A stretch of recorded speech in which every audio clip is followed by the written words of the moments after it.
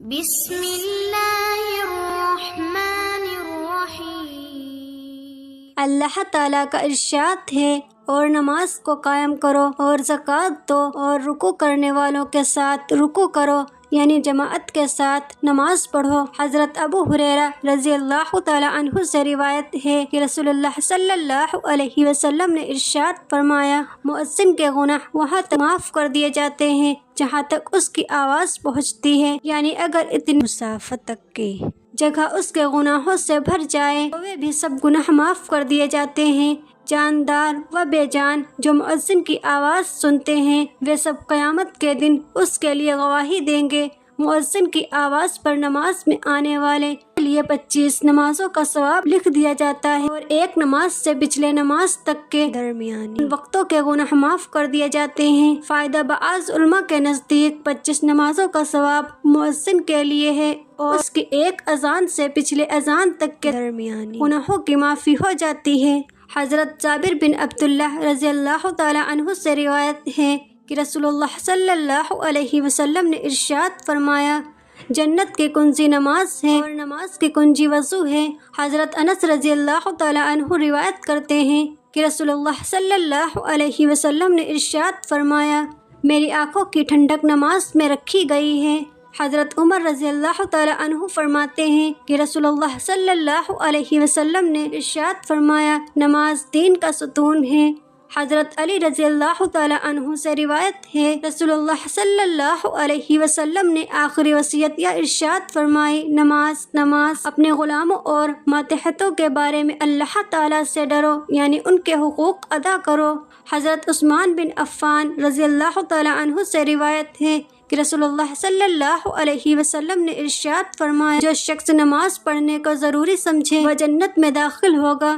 حضرت معاویہ رضی اللہ تعالیٰ عنہ فرماتے ہیں کہ میں نے رسول اللہ صلی اللہ علیہ وسلم کو یہ ارشاد فرماتے ہوئے سنا، مؤذن قیامت کے دن سب سے زیادہ لمبی گردن والے ہوں گے۔ فائدہ: علماء نے اس حدیث کے کئی معنی بیان فرمائے ہیں۔ ایک یہ کہ چونکہ مؤذن کی اذان سن کر لوگ مسجد میں نماز پڑھنے جاتے ہیں، لہذا نمازی تابع اور مؤذن اصل ہوا، اور اصل چونکہ سردار ہوتا ہے اس لیے اس کی گردن لمبی ہوگی تاکہ اس کا سر نمایاں نظر آئے۔ دوسرا یہ کہ چونکہ مؤذن کو بہت زیادہ ثواب ملے گا اس لیے وہ اپنے زیادہ ثواب کے شوق میں گردن اٹھا اٹھا کر دیکھے گا، اس لیے اس کی گردن لمبی نظر آئے گی۔ تیسرا یہ کہ مؤذن کی گردن بلند ہوگی اس لیے کہ وہ اپنے اعمال پر نادم نہ ہوگا، اور جو نادم ہوتا ہے اس کی گردن جھکی ہوئی ہوتی ہے۔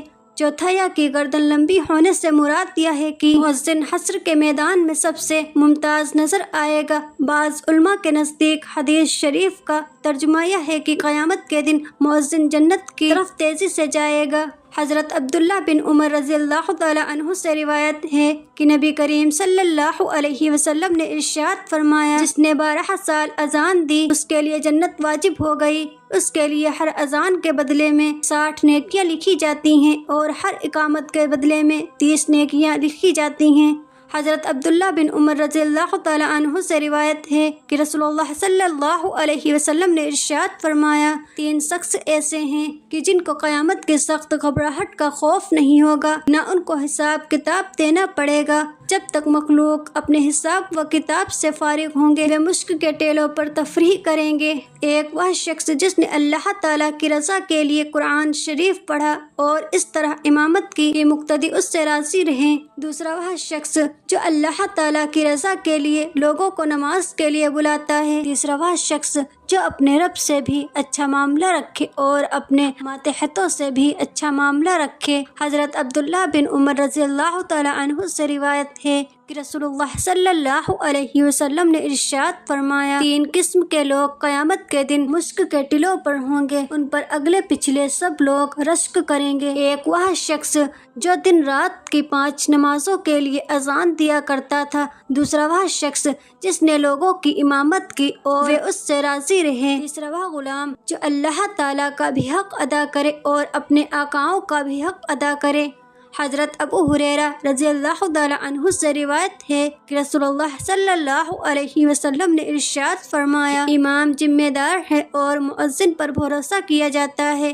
اے اللہ، اماموں کی رہنمائی فرما اور مؤذنوں کی مغفرت فرما۔ فائدہ امام ذمہ دار ہونے کا مطلب یہ ہے کہ امام پر اپنی نماز کے علاوہ مقتدیوں کی نمازوں کی بھی ذمہ داری ہے، اس لیے جتنا ہو سکے امام کو ظاہری اور باطنی طور سے اچھی نماز پڑھنے کی کوشش کرنی چاہیے۔ اسی وجہ سے رسول اللہ صلی اللہ علیہ وسلم نے حدیث میں ان کے لیے دعا بھی فرمائی ہے۔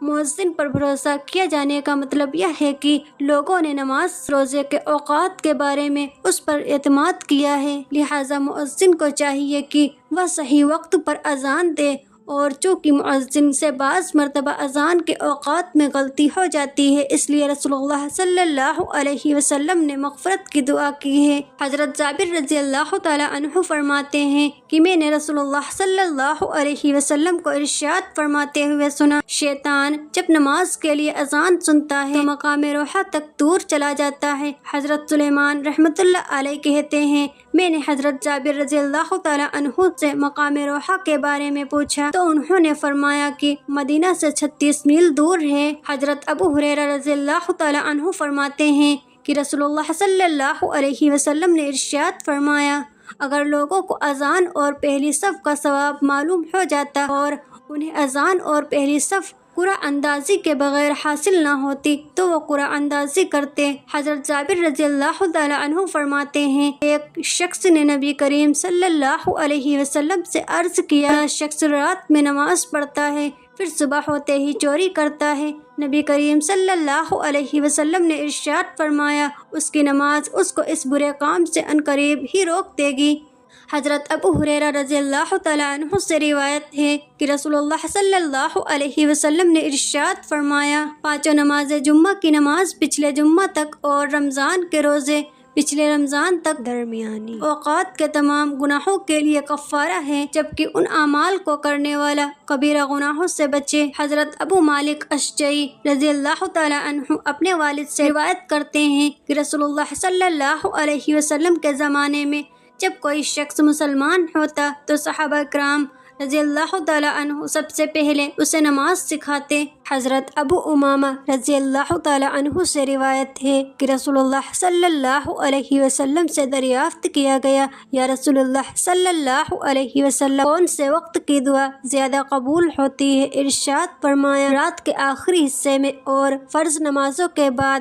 حضرت ابو ہریرہ رضی اللہ تعالیٰ عنہ روایت کرتے ہیں کہ رسول اللہ صلی اللہ علیہ وسلم نے ارشاد فرمایا، جو شخص ان 5 فرض نمازوں کو پابندی سے پڑھتا ہے وہ اللہ تعالیٰ کی عبادت سے غافل رہنے والوں میں شمار نہیں ہوتا۔ حضرت ابو ہریرہ رضی اللہ تعالیٰ عنہ سے روایت ہے کہ رسول اللہ صلی اللہ علیہ وسلم نے ارشاد فرمایا، جو شخص ہر نماز کے بعد سبحان اللہ 33 مرتبہ، الحمدللہ 33 مرتبہ، اللہ اکبر 33 مرتبہ پڑھے، یہ کل 99 مرتبہ ہوا، اور 100 کی گنتی پوری کرتے ہوئے 1 مرتبہ لا الہ الا اللہ وحدہ لا شریک لہ لہ الملک ولہ الحمد وہو علی کل شیء قدیر پڑھے، اس کے گناہ معاف ہو جاتے ہیں اگرچہ سمندر کے برابر ہوں۔ حضرت کعب بن عجرہ رضی اللہ تعالی عنہ سے روایت ہے کہ رسول اللہ صلی اللہ علیہ وسلم نے ارشاد فرمایا، نماز کے بعد پڑھے جانے والے چند کلمے ایسے ہیں جن کو پڑھنے والا کبھی محروم نہیں ہوتا۔ وہ کلمے ہر فرض نماز کے بعد 33 مرتبہ سبحان اللہ، 33 مرتبہ الحمدللہ اور 34 مرتبہ اللہ اکبر ہے۔ حضرت معاذ بن جبل رضی اللہ تعالی عنہ سے روایت ہے کہ رسول اللہ صلی اللہ علیہ وسلم نے ان کا ہاتھ پکڑ کر ارشاد فرمایا، معاذ، اللہ کی قسم مجھے تم سے محبت ہے۔ پھر فرمایا، میں تمہیں وصیت کرتا ہوں کسی نماز کے بعد یہ پڑھنا نہ چھوڑنا، اللہم اعنی علی ذکرک و شکرک و حسن عبادتک، اے اللہ میری عبادت فرمائیے، میں آپ کا ذکر کروں اور آپ کا شکر ادا کروں اور آپ کی اچھی عبادت کروں، آمین یا رب العالمین، جزاک اللہ۔